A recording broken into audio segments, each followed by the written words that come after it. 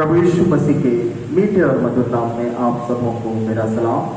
आइए एक बार फिर जब हम प्रभु की उपस्थिति में पाए जाते हैं, आज पवित्र त्रय के पर्व की आराधना को हम पिता, पुत्र और पवित्र आत्मा के नाम से आरंभ करते हैं और हम सब मिलकर के गाने पाएंगे हमारी आराधना की पुस्तक से गीत नंबर 66 परम पवित्र त्रय परमेश्वर, सॉन्ग नंबर 66।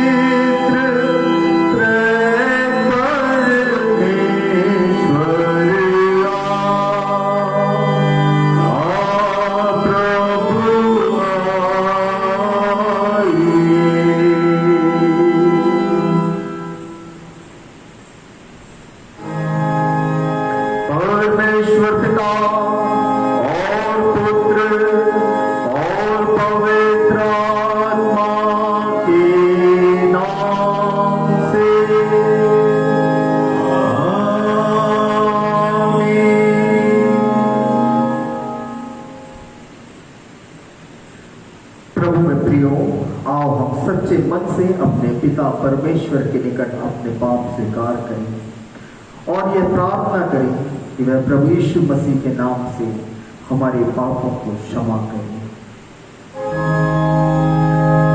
हमारी सहायता प्रभु के नाम में है, जो स्वर्ग और पृथ्वी का करता है। मैंने कहा कि मैं अपने प्रभु के सामने अपने पापों को स्वीकार करूंगा। तूने मेरे पापों का दोष क्षमा किया। हे सर्वशक्तिमान परमेश्वर, हमारे कर्ता और त्राता, हम अधम पापी तेरे सामने मान लेते हैं कि हम स्वभाव ही से पाप में और अशुद्ध हैं और कि हमने मनसा, वाचा और कर्म से तेरे विरुद्ध पाप किया है। इसलिए हम तेरे अनुग्रह को खोजने और प्राप्त करने के लिए प्रभु यीशु मसीह के द्वारा तेरी अपार दया की शरण लेते हैं। हे अत्यंत दयालु पिता, तू जिसने अपने इकलौते पुत्र को हमारे पापों के कारण मृत्यु भोगने दिया, हम पर दया कर और उसी के कारण हमारे सब पापों को क्षमा कर। तू अपने पवित्र आत्मा के द्वारा हमें अपना सच्चा आत्मिक ज्ञान दे कि हम तेरी इच्छा को पहचाने और तेरे वचन का ठीक आज्ञा पालन करें, जिससे कि तेरे अनुग्रह द्वारा हम अनंत जीवन पाएं। हमारे प्रभु यीशु मसीह के द्वारा, आमीन। तुम्हारी स्वीकृति पर मैं प्रभु के आज्ञा के अनुसार तुमको जो सच्चे मन से पश्चाताप करते हो उस पर विश्वास करते हो, तुम्हारे सब पापों की संपूर्ण क्षमा तुम्हें परमेश्वर पिता और पुत्र और पवित्र आत्मा के नाम से सुनाता हूँ। आमीन।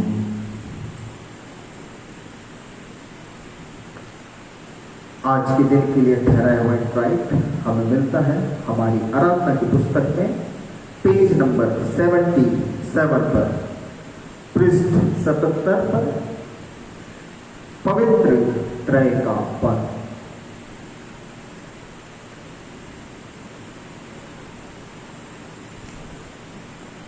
सेनाओं का यहोवा पवित्र पवित्र पवित्र है, उसकी ओर से और उसी के द्वारा और उसी के लिए सब कुछ है। हे यहोवा हमारे प्रभु, तेरा नाम पृथ्वी पर कैसा प्रतापमय है। परमेश्वर पिता और पुत्र और पवित्र आत्मा की महिमा होवे, जैसी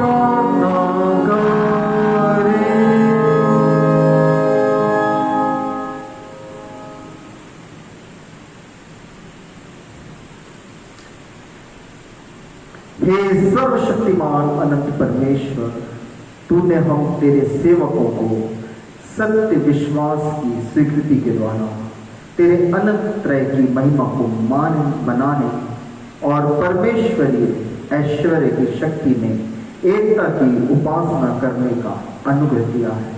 हम तुझसे प्रार्थना करते हैं कि तू उसी विश्वास में हमें दृढ़ बनाए रख और सब विपत्तियों से सदैव हमारी रक्षा कर। तू सदा एक परमेश्वर युगानुयुग जीता और राज्य करता है। आमीन।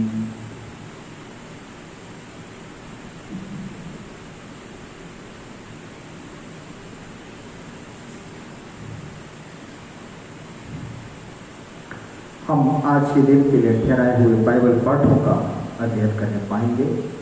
पुराने नियम का पाठ जो आज के दिन के लिए ठहराया गया है हमें मिलता है यशायाह नबी की पुस्तक उसका 6वां अध्याय और उसके 3 पद से लेकर के 7वें पद तक के। यशायाह 6 पद 3 से पद 7 तक मैं आपके लिए पढ़ूंगा।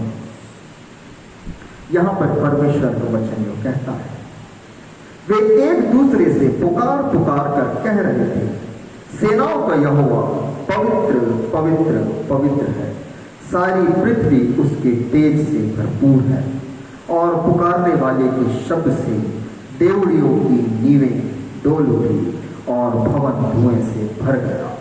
तब मैंने कहा, हाय हाय, मैं नष्ट हुआ, क्योंकि मैं अशुद्ध होंठ वाला मनुष्य हूँ और अशुद्ध होंठ वाले मनुष्यों के बीच में रहता हूँ, क्योंकि मैंने सेनाओं के यहोवा महाराजाधिराज को अपनी आंखों से देखा है। तब एक साराप हाथ में अंगारा लिए हुए, जिसे उसने चिमटे से वेदी पर से उठा लिया था, मेरे पास उड़कर आया। उसने उससे मेरे मुंह को छूकर कहा, देख, इसने तेरे होठों को छू लिया है, इसलिए तेरा अधर्म दूर हो गया है और तेरे पाप क्षमा हो गए। यहाँ पर पुराने नियम का पाठ समाप्त होता है। इसी के लगातार में हम पत्री के पाठ को भी सुने। पत्री का पाठ जो आज के दिन के लिए ठहराया गया है हमें मिलता है रोमियो के नाम पौलुस प्रेरित की पत्री उसका 11वां अध्याय और उसके 33, 34, 35 और 36 पद को हम पढ़ेंगे। रोमियो 11 पद 33 से लेकर के पद 36 तक। आहा, परमेश्वर का धन और बुद्धि और ज्ञान क्या ही गंभीर है, उसके विचार कैसे अथाह और उसके मार्ग कैसे अगम है। प्रभु की बुद्धि को किसने जाना, या उसका मंत्री कौन हुआ, या किसने उससे पहले उसे कुछ दिया जिसका बदला उसे दिया जाए, क्योंकि उसी के द्वारा, उसी की ओर से, उसी के द्वारा और उसी के लिए सब कुछ है। उसकी महिमा युगानुयुग होती रहे। आमीन। यहाँ पर पवित्र पत्री का पाठ समाप्त होता है। हम सब मिल करके एक और गीत गाने पाएंगे। गीत नंबर 23, इसका पहला और अंतिम पद हम मिल करके गाएंगे। गीत नंबर 23 उसका पहला और अंतिम पद।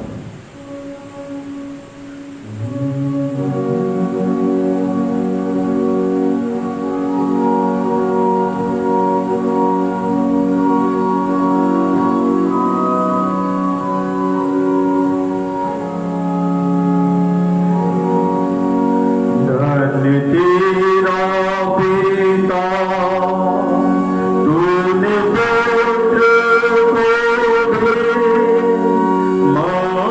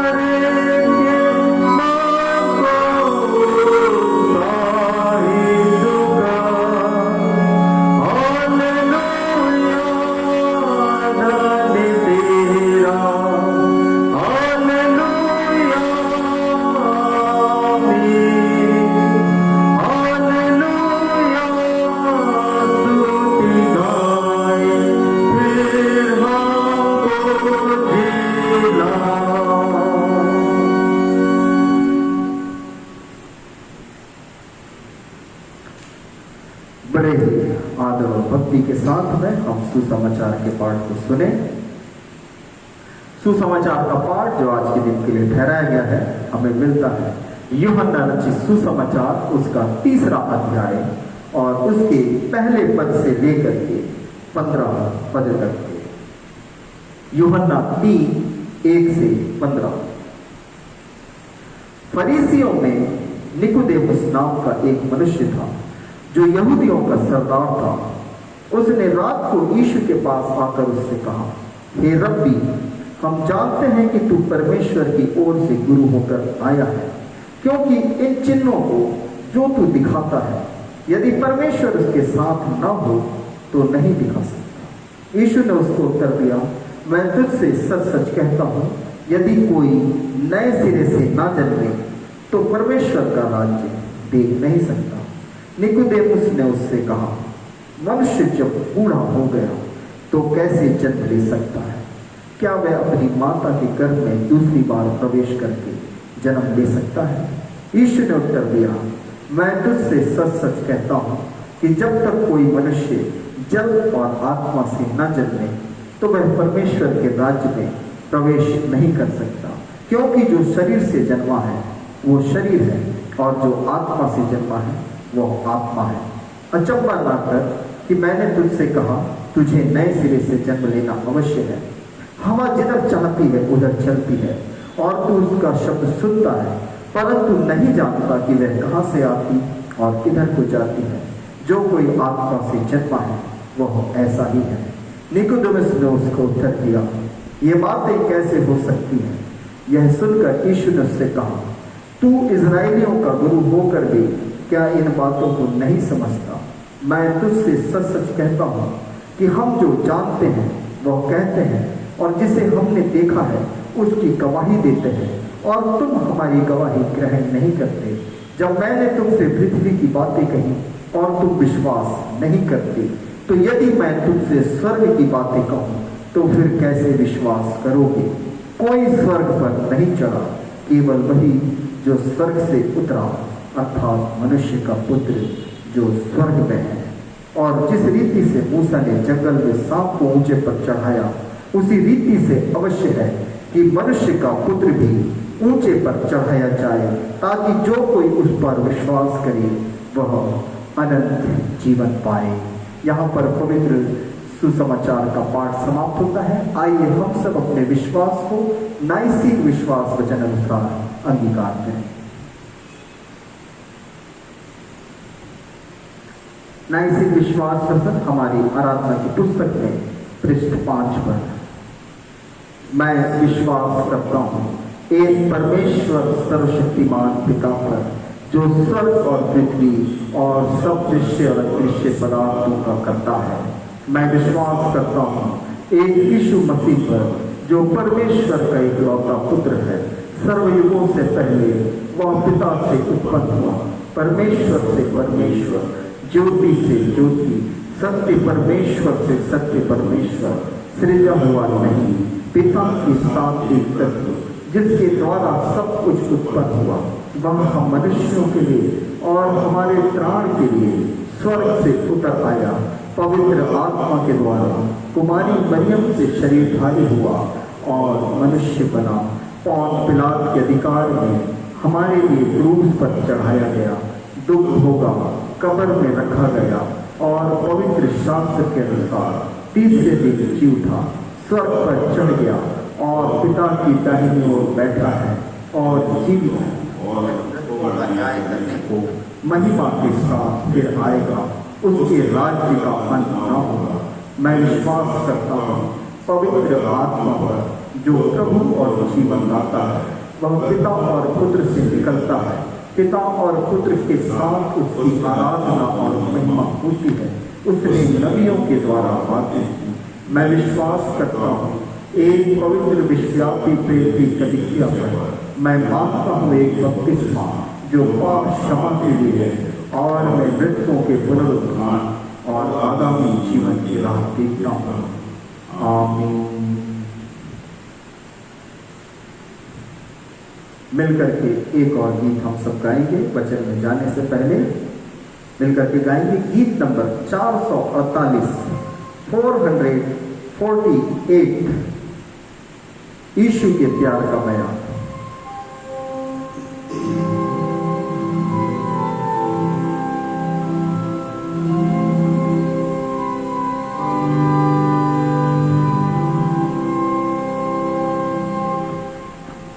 यीशु के प्यार का बयान करो फिर मुझसे, यीशु के प्यार का बयान मीठा है सभी से, फिर रिश्ते तारीफें गाते आदमी मानुष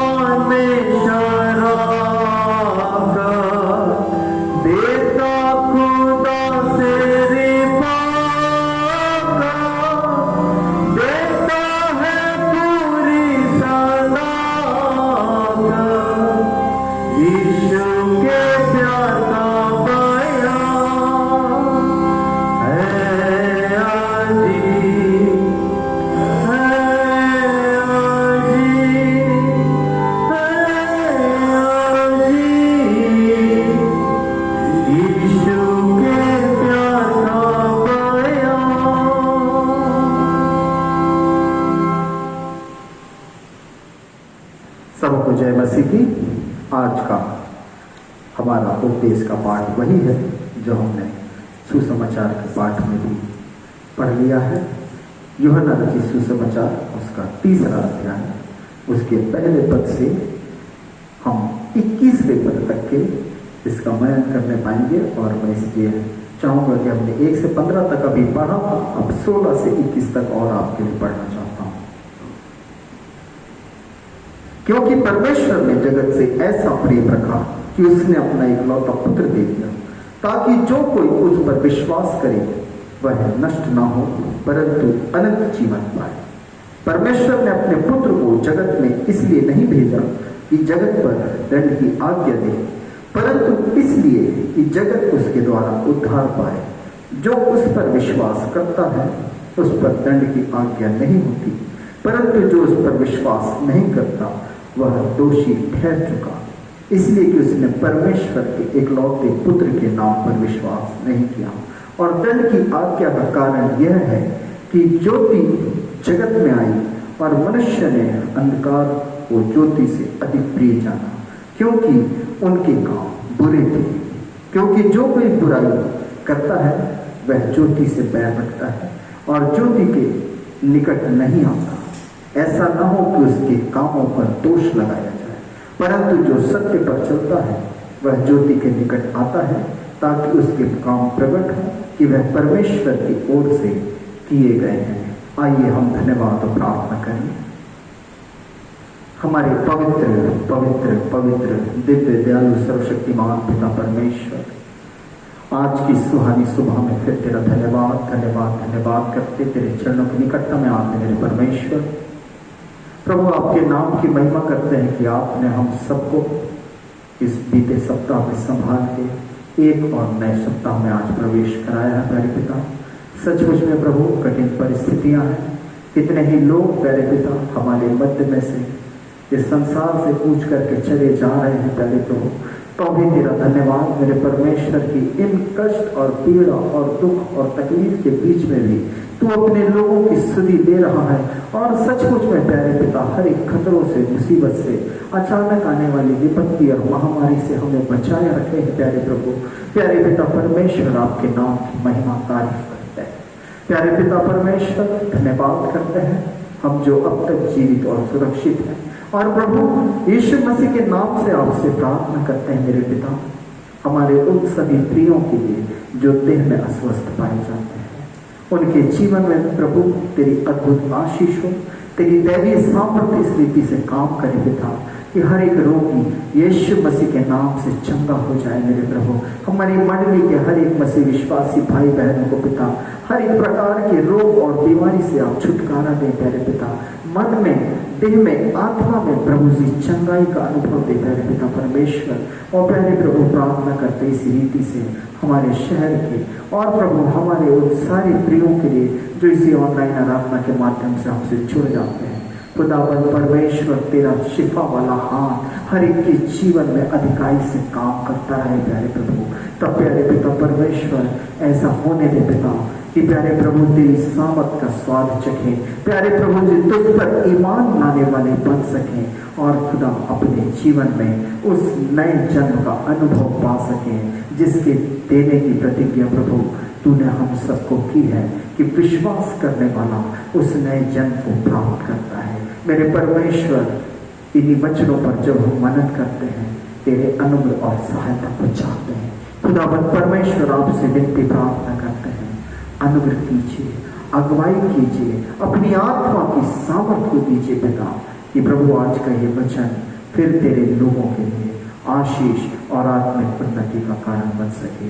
आगे के समय को आपके हाथ में सौंपते, अपने आप को आपके हाथ में सौंपते, हमारे साथ जुड़े हुए हर एक मसीह विश्वासी भाई बहनों को आपके हाथ में सौंपते। इसी वित्तीय प्रार्थना को मांगते हैं यीशु मसीह नासरी के नाम में सुनिए, दया से ग्रहण कीजिए।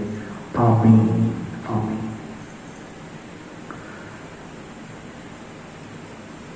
इस संसार के अंदर या विशेष रूप से मसीह जगत में यदि हम देखें, कोई एक ऐसा सब्जेक्ट विशेष नहीं है जिसमें कॉम्प्लिकेशन ना हो, परंतु जब नए जन्म के विषय में बात की जाती है, ये अपने आप में उतना ही कॉम्प्लिकेटेड है जितना उस रात को निकोदेमुस को ये कॉम्प्लिकेटेड जान पड़ा था। और यहूदियों का सरदार होकर के भी वो बड़े अजीब से सवाल यीशु मसीह से पूछने का चाहता है। उसमें से एक सवाल यह भी था कि जब मनुष्य बूढ़ा हो गया तो कैसे जन्म ले सकता है? क्या वो अपनी माता के गर्भ में दूसरी बार प्रवेश करके जन्म ले सकता है? और नया जन्म को समझना क्या वास्तव में इतना ही कठिन है? क्या वास्तव में नए जन्म को अनुभव कर पाना इतना ही कठिन है? इस विषय में आज हम अवश्य ही विचार कर सकते हैं। आज वर्तमान समय में मसीही जगत में जो एक बड़ा ही प्रचलित वाक्य होता जा रहा है, कई वैसे तो कई प्रचलित वाक्य है, उसमें से एक यह भी है कि वे लोग जो अपने आप को अन्य मसीहियों से पृथक दिखाना चाहते हैं या अन्य मसीही भाई बहनों से अपने आप को विशेष दिखाना चाहते हैं, वे अपने परिचय के साथ इस रीति का एक शब्द जोड़ते हैं कि मैं नया जन्म पाया हुआ मसीह। और वे इसको मैं सोचता हूं भली रीति से समझ करके कहते हैं, क्योंकि कई बार बाइबल जिस नए जन्म के विषय में बात करती है, ऐसे लोग जो इस बात का दावा करते हैं कि वे नया जन्म पाए हुए हैं, अपनी बात को, या हम इस रीति से कह सकते हैं कि उनकी कथनी और उनकी करनी में बहुत अंतर होता है। पौलुस अपनी शिक्षाओं में, अभी उसके अंदर भी हम जाएंगे, कुछ पत्रियों के पाठ को भी हम पढ़ेंगे, नए जन्म को इस रीति से कहता है कि एक व्यक्ति का नए सिरे से जन्म लेना कुछ ऐसा है कि वास्तव में वो मर करके और जीवित हुआ है, मानो अपना पुराना मनुष्यत्व उसने त्याग दिया। कभी कभी मैं अपने मन में विचार करता हूं कि एक व्यक्ति है जो मरने की दशा में, वो बड़ी प्रार्थना करता है, बहुत पश्चाताप करता है कि मैं मरने वाला हूं, मरने से पहले अपने कामों से, जो बुरे काम मैंने किए हैं, तौबा कर लूं। कई दिनों से बीमार है, अपनी खाट पर पड़ा हुआ है, बिछौने पर लेटे लेटे हर दिन वो सोच रहा है कि कौन कौन से गलत काम किए थे, अभी बड़ी फुर्सत मिली है, एक एक की तौबा कर लेता है और वो माफी मांगना शुरू करता है। 1 2 3 4 5 100 200 कितनी गलतियां की है हमने अपने जीवन में, कई सारी। किसके अनुसार जीवन बिता रहे थे? शरीर के अनुसार। क्या आत्मिक बातों में मन लगता है? बिल्कुल नहीं। परंतु जब मृत्यु समीप दिखाई पड़ती है, नए जन्म के विषय में हम बात कर रहे हैं और इसीलिए मृत्यु के विषय में भी हमें कुछ समझना होगी। जब मृत्यु सामने दिखाई पड़ती है, व्यक्ति भयभीत होता जाता है और ज्यों-ज्यों वो मृत्यु का क्षण उसके निकट पहुंचता है, वो अपने शरीर को कमजोर होता हुआ महसूस करता है। नब्जें ढीली पड़ रही हैं, धड़कनें घटती जा रही है, श्वास उथली होते जा रही है, शरीर में बल नहीं बचा है, घबराहट बढ़ती जाती है और वो दुआ करता है। और एक दिन, एक रात्रि में वो स्वप्न देखता है कि वो मर गया है और मर के परमेश्वर के सामने वो पहुंचता है और परमेश्वर उससे कहता है कि मैंने देखा कि जब तू अपने बिछौने पर था, तू बड़ा पश्चाताप कर रहा था, तू बड़ा रो रहा था, तू बहुत गिड़गिड़ा रहा था। मैं चाहता हूं कि तू अभी मेरे पास ना ठहरे, जा, तुझको कुछ और वर्ष मैं पृथ्वी पर बिताने का मौका देता हूं। और तब इस व्यक्ति की आंखें खुलती हैं, ये जाग जाता है और ये देखता है कि मेरा बल लौट आया है, मेरी नब्ज भी अब मजबूत है, मेरी धड़कनें भी स्टेबल है, अच्छे से श्वास ले पा रहा हूं और जैसा मैं पहले था उसी शारीरिक बल को मैं वापस से महसूस कर पा रहा हूं। इसने स्वप्न में जो देखा था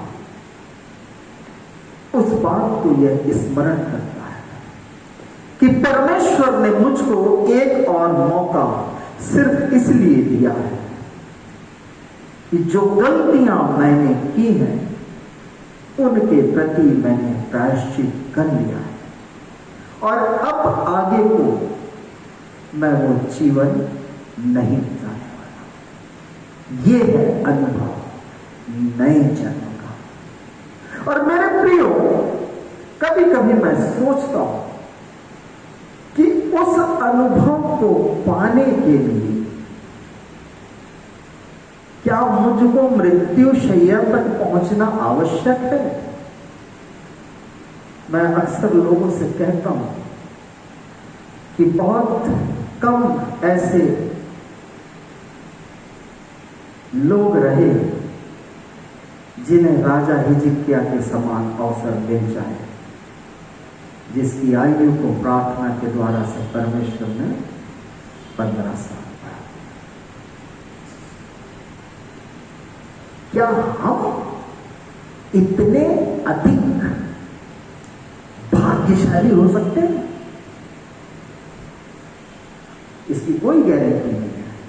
और इसीलिए परमेश्वर का वचन आपको और मुझको सिखाता है कि मैं तुझसे सच सच कहता हूं, यदि कोई नए सिरे से ना जन्मे तो परमेश्वर का राज्य देख नहीं सकता है। तो आपको और मुझको सबसे पहला जो आवश्यकता है कि मुझको नया जन्म चाहिए या मुझे नए जन्म का अनुभव प्राप्त करना है, हम इस बात को समझें कि बिना नया जन्म पाए कोई भी परमेश्वर के राज्य को देख नहीं सकता। आप और मैं कितना भी गाना गा लें, नीले आसमां के पार जाएंगे उत्तम देश में जरूर, सियोन देश हमारा है देश, डजंट मैटर। जब तक व्यक्तिगत रूप से अपने पापों के लिए मरकर अब मसीह के लिए जीवन बिताने का निर्णय नहीं लोगे, स्वर्ग का राज्य नहीं देख पाओ। 5वें पद को हम पढ़ते हैं। यीशु मसीह कहता है नए जन्म को पाना कैसा है? वो नहीं, वो जो जन्म में अपने माता के गर्भ से जन्म लेकर के इस संसार में आ गया। और इफिसियों की पत्री उसके 2 अध्याय के अंदर में कहता है कि तुम तो पहले सब के सब अपने पापों और अपराधों के कारण से मरे हुए थे, जिनमें तुम पहले इस संसार की रीति पर और आकाश के अधिकार के हाकिम अर्थात उस आत्मा के अनुसार चलते थे जो अब भी आज्ञा ना मानने वालों में कार्य करता है। रोमियों की पत्री के अंदर मेरे प्रियो जब हम आते हैं, उसके 6वें अध्याय के अंदर पहले पद में लिखता है, तो हम क्या कहें? क्या हम पाप करते रहें कि अनुग्रह बहुत हो? और इसका उत्तर, इस क्वेश्चन का उत्तर पौलुस को दे रहा है कि कदापि नहीं। हम जब पाप के लिए मर गए तो आगे को उसमें कैसे जीवन बिताएं? यह नया जन्म है। एक व्यक्ति जो बपतिस्मा के द्वारा से प्रभु यीशु मसीह को ग्रहण करता है, अपने पुराने मनुष्यत्व को वहां पीछे छोड़ करके आता है। उसका जीवन पाप के लिए मरा हुआ होना चाहिए। If you say I am a born again Christian, praise the Lord, are you living according to it? क्या उस जीवन के अनुसार, नए जन्म पाए हुए जीवन के अनुसार मेरा चाल चलन है, मेरी बोली है, मेरा व्यवहार है, या मुझको जब मौका मिलता है मैं लोगों के लिए गड्ढा खोदने को तैयार रहता हूं? कैसा नया जन्म मैं जी रहा हूं? 5वें पद के अंदर में यीशु मसीह कहता है, यूहन्ना 3 उसके 5 में, मैं तुझसे सच सच कहता हूं, जब तक कोई मनुष्य जल और आत्मा से ना जन्मे तो वह परमेश्वर के राज्य में प्रवेश नहीं कर सकता। नए सिरे से जन्म लेना है, जल और आत्मा के द्वारा से जन्म लेना है। जल के द्वारा से जन्म ले लेते हैं, बैप्टिज्म हमारा होता है। कितने सीरियस है अपने बैप्टिज्म के प्रति आप लोग हैं? डू वी फील इट कि मैं पाप के लिए मरा और मसीह के लिए जीवित हूं? आप समझ रहे? मैं बपतिस्मा के द्वारा से लोगों के सामने यह प्रकट करता हूं कि मैं पाप के लिए मर गया, आगे को उसमें जीवन नहीं बिताऊंगा। परंतु क्या वास्तव में ऐसा ही हो रहा है? अब जो जीवन मेरा है, क्या वो बात वास्तव में ऐसा ही है? यीशु मसीह कहता है, ऐसी बातें तुम सुनते हो, अचंभा मत करो, तुझे नए सिरे से जन्म लेना आवश्यक है। तीसरे अध्याय के 7वें पद में क्या लिखा हुआ है? अचंभा मत ना कर कि मैंने तुझसे कहा, तुझे नए सिरे से जन्म लेना अवश्य है। यह बहुत इंपॉर्टेंट है, बहुत जरूरी है कि आप और मैं, यदि हम कुलुस्सियों की पत्री उसके पहले अध्याय और 13वें पद को पढ़ें, मैं आपके लिए पढ़ता हूं।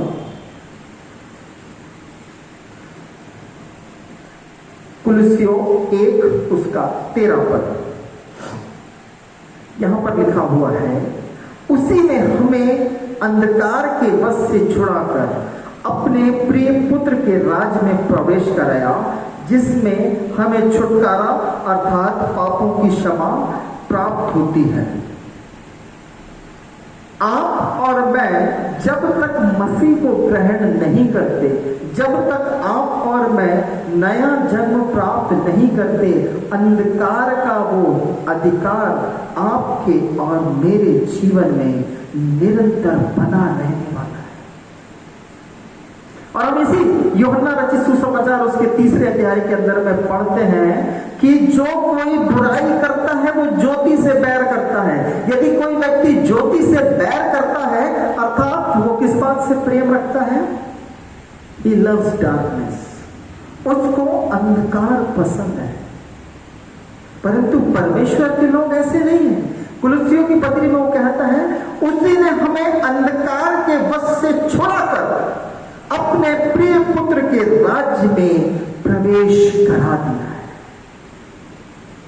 हमारा परमेश्वर, हमारा प्रभु यीशु मसीह, ज्योति, आप और मैं विश्वास वचन बोलते हैं। Who is Jesus?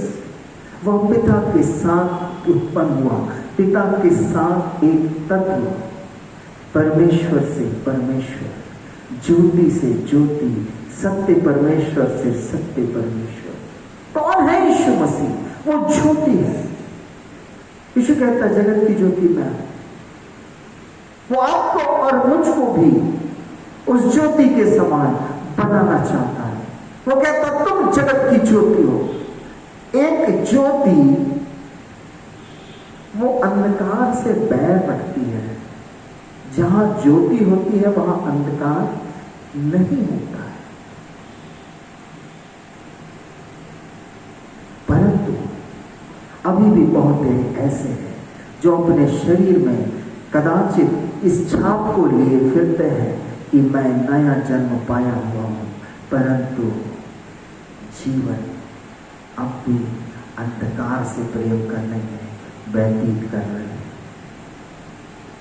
परमेश्वर नहीं चाहता मेरे आपको और मुझको नए जन्म की आवश्यकता है, ताकि हम परमेश्वर के राज्य को देख सकें, ताकि आप और मैं छुड़ाए जाए, ताकि आप और मैं वास्तव में उस उद्धार के अनुभव को प्राप्त करें। तीतुस की पत्री उसके 3 अध्याय उसके 5वें पद के अंदर में यूं तीतुस पौलुस लिखता है, तो उसने हमारा उद्धार किया और यह धर्म के कामों के कारण नहीं जो हमने आप किए, बहुत ध्यान से सुनिए, उसने हमारा उद्धार किया और यह धर्म के कामों के कारण नहीं जो हमने आप किए, पर अपनी दया के अनुसार नए जन्म के स्नान। ये नए जन्म का स्नान क्या है? That is baptism.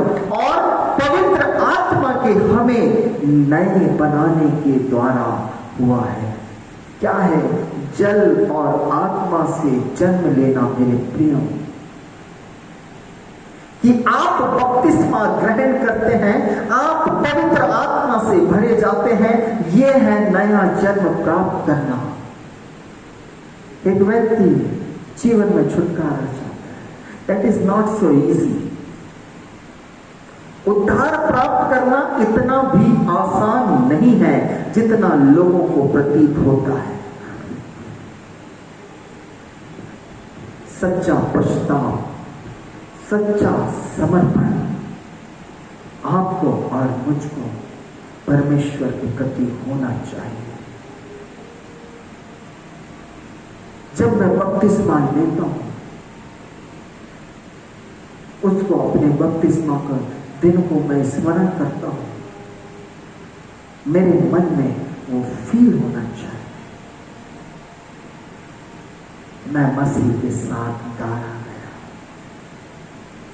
क्रूस पर बलिदान करना आपके और मेरे वश में नहीं था। नो, वो परमेश्वर के पुत्र के अधिकार में था, वो ही योग्य था उस प्रायश्चित के, और उसने कर दिया। यूहन्ना 3:16 आपके और मेरे लिए बचपन से ना जाने, मैं सोचता हूं हजारों बार, जितनी बार हम बाइबल पढ़ते या उसको स्मरण करते, हमें ये पद जरूर से याद आता होगा। यदि किसी से कहा जाता है कि बाइबल का एक पद स्मरण कीजिए, सबसे पहले ये पद आपके और मेरे जहन में आता है। आप में से बहुतों के मन में आता होगा, मैं गारंटी देता हूं इस बात की, जहां लिखा है परमेश्वर ने जगत से ऐसा प्रेम रखा कि उसने अपना इकलौता पुत्र दे दिया। Praise the Lord. उसने प्रेम किया, उसने अपने प्रेम का प्रमाण आपके और मेरे लिए दे दिया है, ताकि जो कोई उस पर विश्वास करे वह नाश न हो परंतु अनंत जीवन पाए। जब विश्वास करोगे तब तो नया जीवन तुम में प्रवेश करेगा, जब तो नया जीवन तुम प्राप्त करोगे। कहने को मसीह है, नया जन्म पाए हुए मसीह लोग, विश्वास इतना कच्चा है। Don't ask. परमेश्वर ऐसे आपको और मुझको नहीं देखना चाहता। वो आप में और मुझ में, जब हम मसीह को स्वीकार करते हैं, वो आप में और मुझ में परिवर्तन देखना चाहता है, और वो देखना चाहता है कि इस व्यक्ति का परिवर्तन कैसा है, क्या वो उसको सार्थक कर रहा है। आप और मैं जानते हैं चेलों के विषय में, यीशु मसीह के चेले बड़े भयभीत थे, बड़े भयभीत थे। पेंतेकोस्त का दिन अभी हमने स्मरण किया था। जो सामर्थ उन्होंने प्राप्त की आत्मा के द्वारा से, वाह कैसी सामर्थ थी।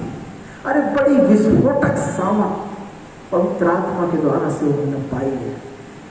पहले तो बड़े भयभीत होते थे, आज पूरी दुनिया के सामने गवाह बनने को तैयार।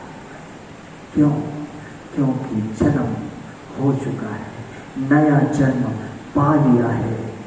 पुराना मनुष्यत्व कहीं चला गया, वो नष्ट हो गया है।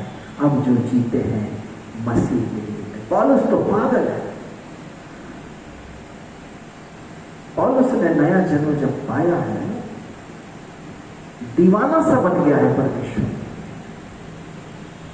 इतना दीवाना कि वो कहता है मेरे लिए जिंदा रहना मसीह है और मर जाना भी लाभ है, क्योंकि मैं इस संसार को छोड़कर जाऊंगा और अपने प्रभु से जा मिलूंगा। हालेलुया। ये है नया जन्म, जहां पर पर मुझको निश्चिति है, जहां पर मुझको एश्योरेंस है कि मैं अपना जीवन जो व्यतीत कर रहा हूं परमेश्वर की इच्छा के अनुसार कर रहा हूं, क्योंकि पुरानी बातें बीत गई हैं, अब सब कुछ नया है। परमेश्वर का अनुग्रह है, परमेश्वर का प्रेम मेरे जीवन में है, उसकी आशीष, उसकी सामर्थ, उसकी अगुवाई मेरे जीवन में है। और यह इसलिए होता है क्योंकि मैं नए जन्म के साथ नए जीवन किसी चाल चलने लग जाता हूं। इसके लिए आपको और मुझको परमेश्वर के सामने सच्चा समर्पण करना पड़ेगा। वचन में अपने आप को निरंतर डुबोए रखना पड़ेगा। पतरस की पहली पत्री को हम पढ़े, उसके पहले अध्याय के 23वें पद के अंदर में जब हम जाते हैं, 23 और 25 पद को हम पढ़ने पाएंगे। पहला पतरस 1 पद 23, 24, 25 में आपके लिए पढ़ रहा हूं। यहां पर लिखा है, क्योंकि तुमने नाशवान नहीं पर अविनाशी बीज से परमेश्वर के जीवते और सदा ठहरने वाले वचन के द्वारा नया जन्म पाया है। क्योंकि हर एक प्राणी घास के समान है और उसकी सारी शोभा घास के फूल के समान है। घास सूख जाती है और फूल झड़ जाता है, परंतु प्रभु का वचन युगानुयुग स्थिर रहता है। कौन सी वो बात थी जिससे आपने नया जन्म प्राप्त किया? ये परमेश्वर का वचन है। आप और मैं विश्वास करना चाहते हैं, विश्वास में बढ़ना चाहते हैं, मसीह को जानना चाहते हैं, परमेश्वर को जानना चाहते हैं। कहां से मिलेगा ये सारा ज्ञान? प्रभु का धन्यवाद, उसका वचन आपके और मेरे पास है। मैं बचपन से सुनते आ रहा हूं, एक कहानी लोग सुनाते हैं, विभिन्न स्थानों पर ये घटनाएं होती हैं कि पादरी साहब किसी के घर में जाते हैं, उनसे बाइबल मांगते हैं और वो व्यक्ति बाइबल झटकता हुआ, धूल पोंछता हुआ उनके पास में लेकर के आता। पादरी साहब पूछते हैं, अरे वाह, आपने तो अपनी बाइबल को बहुत संभाल करके रखा है। मेरे प्रियो, व्यक्तिगत रूप में आपको एक अनुभव मैं बता रहा हूं कि एक बार मैं एक ऐसे मसीह घराने में भी गया। वे मसीह हैं, बड़े संपन्न हैं, उनका जो बंगला है वो 1 करोड़ रुपए का है।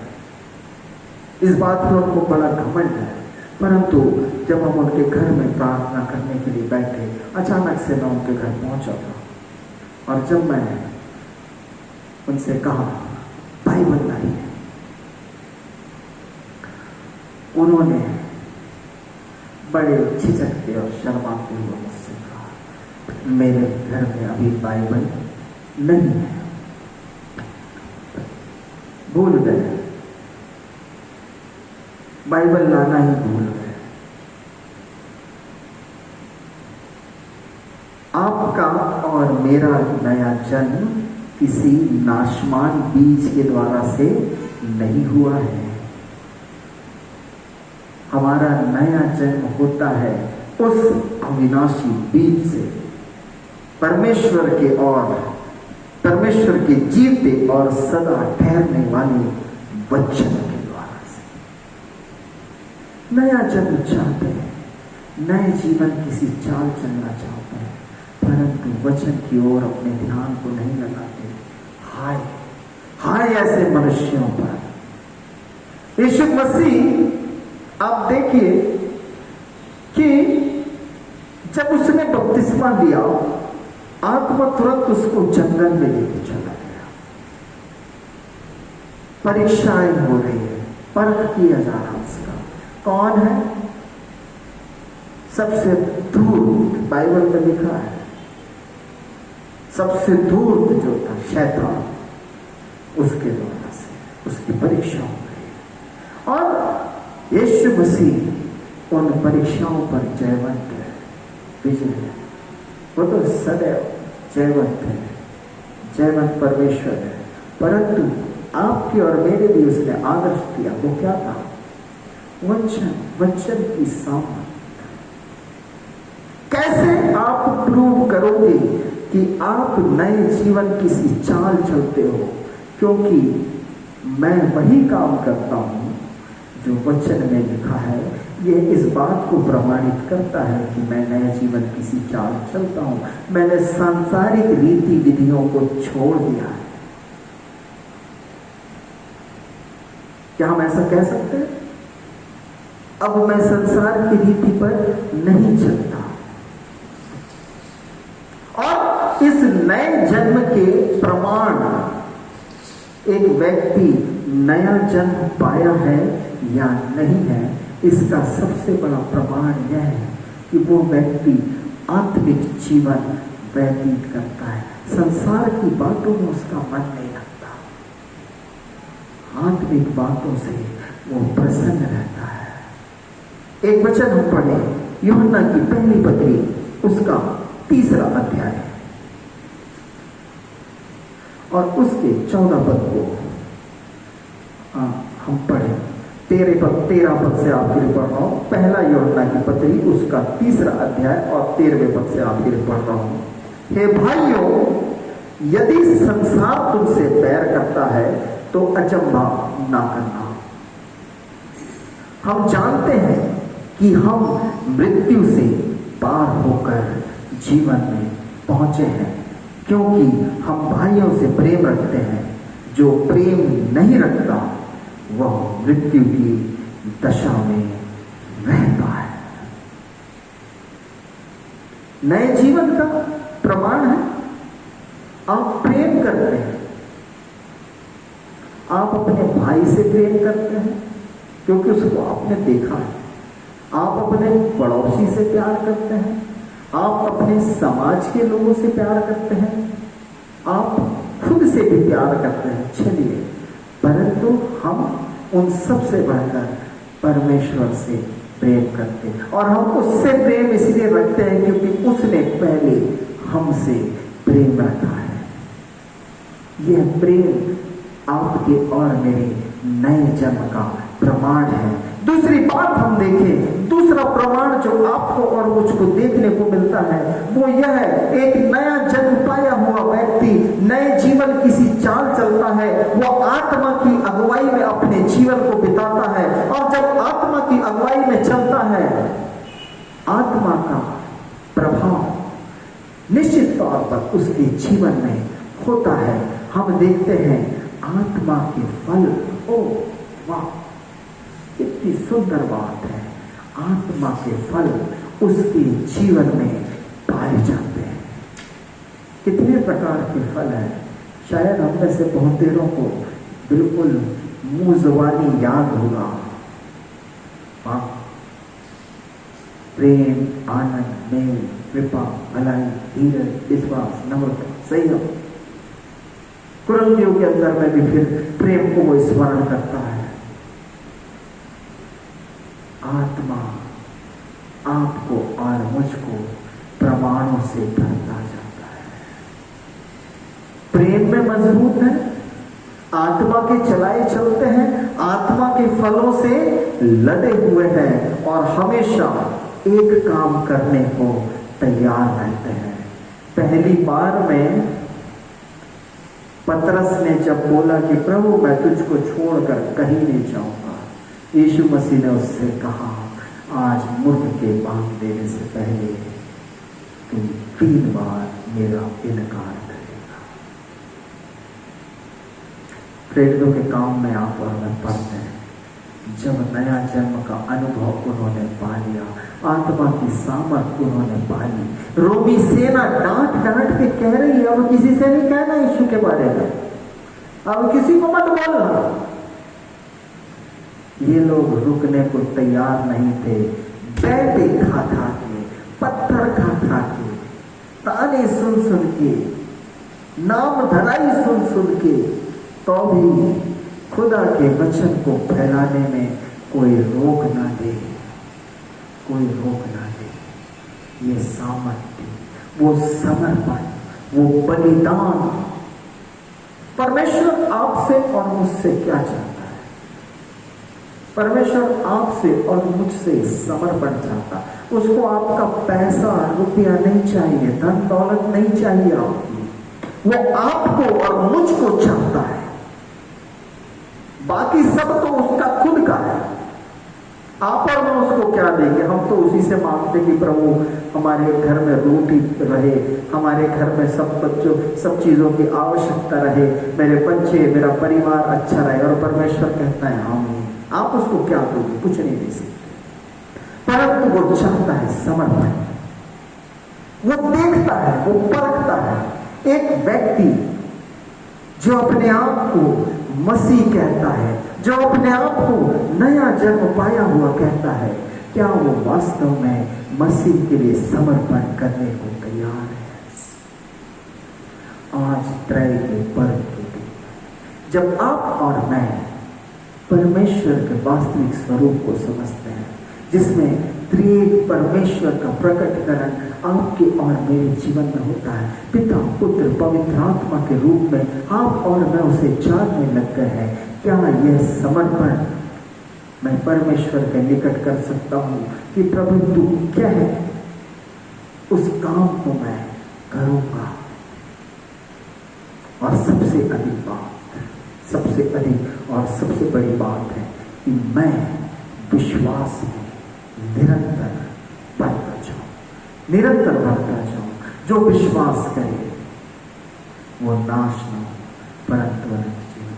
उसके पुत्र का बलिदान व्यर्थ ना हो मेरे प्रियो। उसका वचन कहता है उसने अपना इकलौता पुत्र दे दिया ताकि जो कोई विश्वास करे वह नाश ना हो परंतु अनंत जीवन पाए। अनंत जीवन कैसे संभव है? नए जन्म के द्वारा से। जब तक कोई व्यक्ति नए सिरे से ना जन्मे वो परमेश्वर के राज्य को नहीं देख सकता।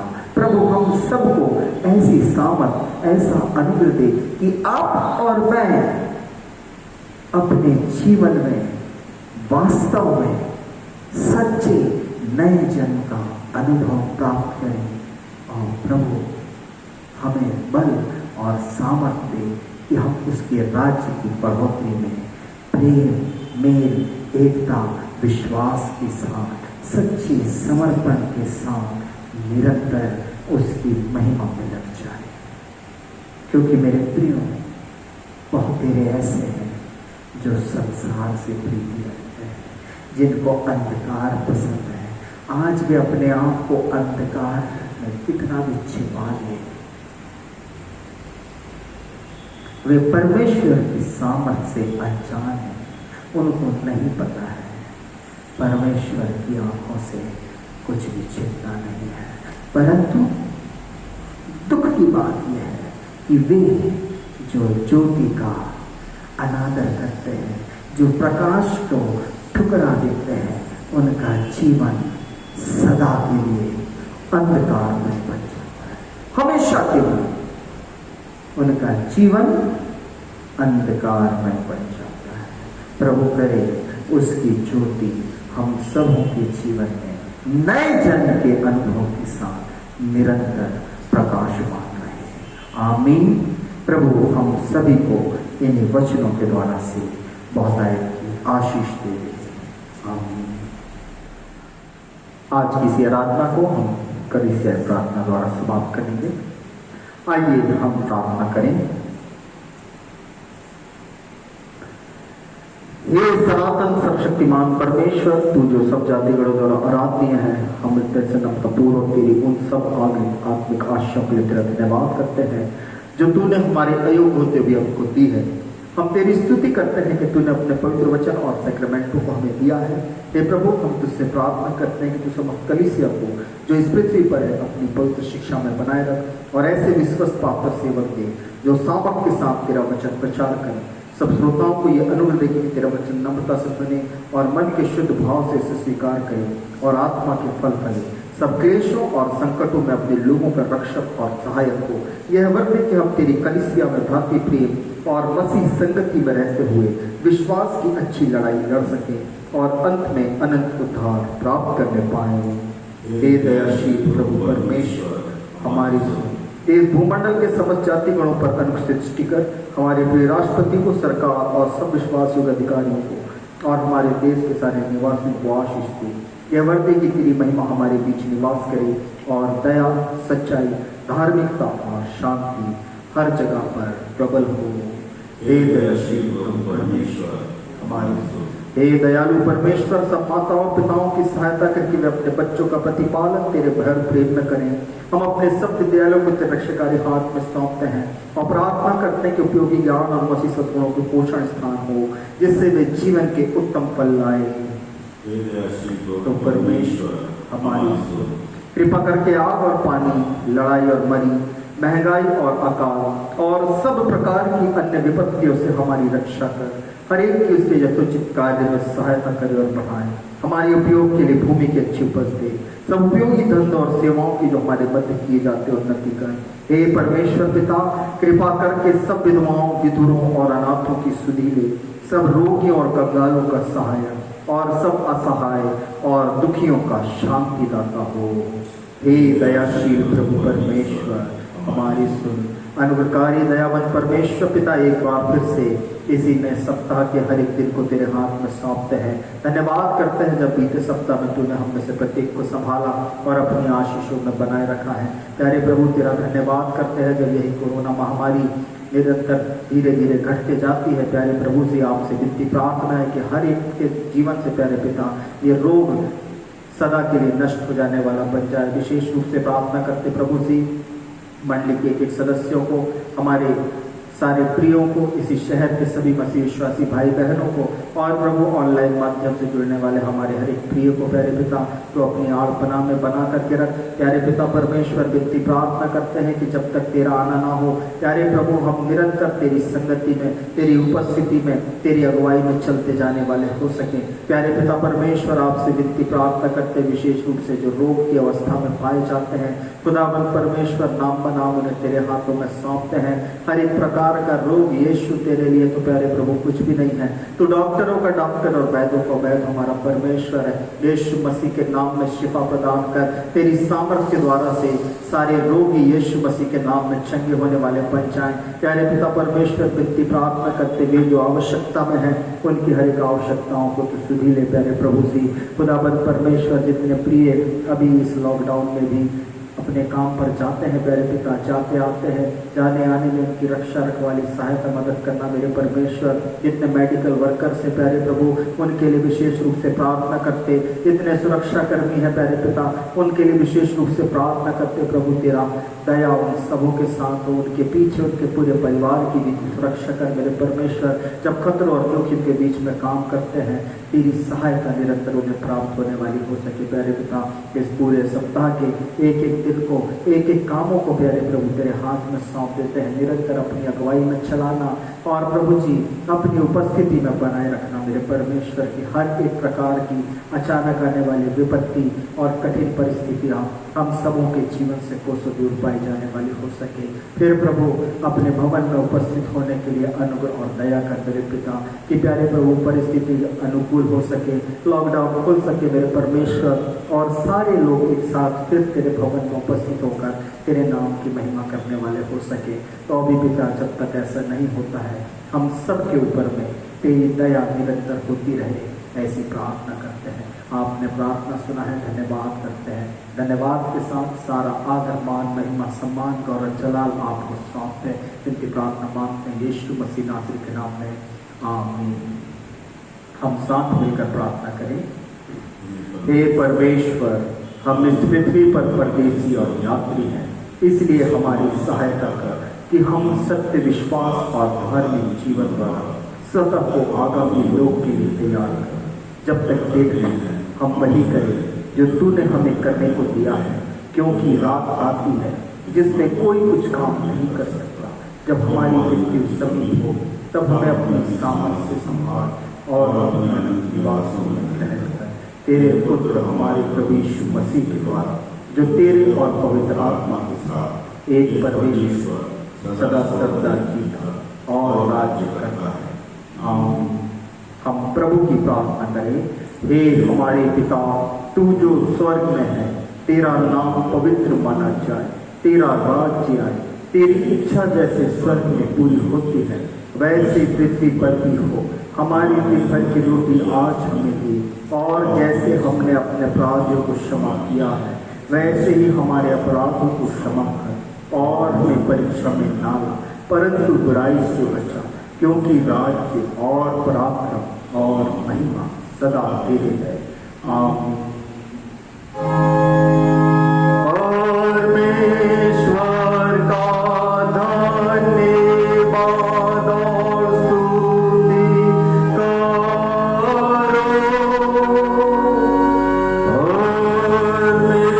परमेश्वर का धन्यवाद और स्तुति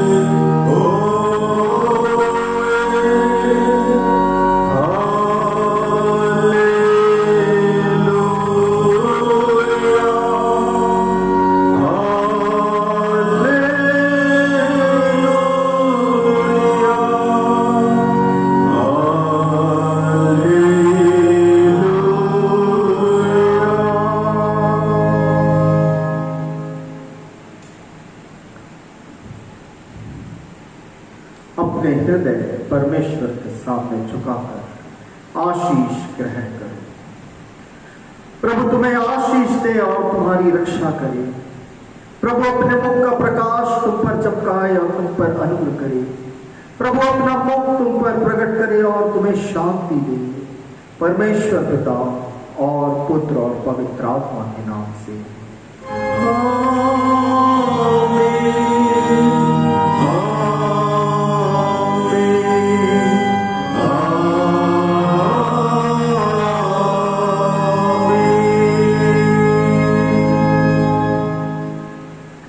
मिलकर के गाएंगे गीत नंबर 711 711 शून्य से लेकर तूने मुझे।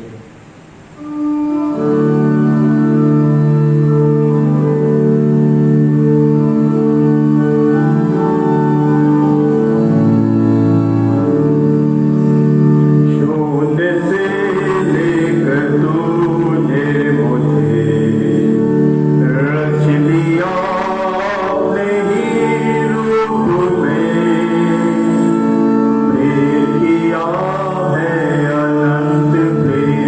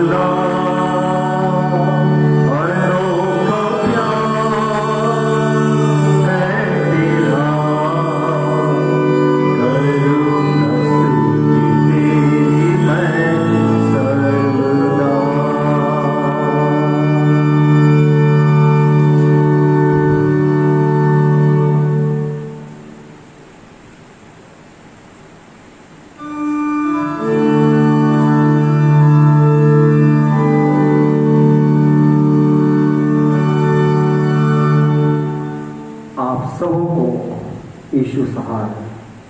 जय मसीह की।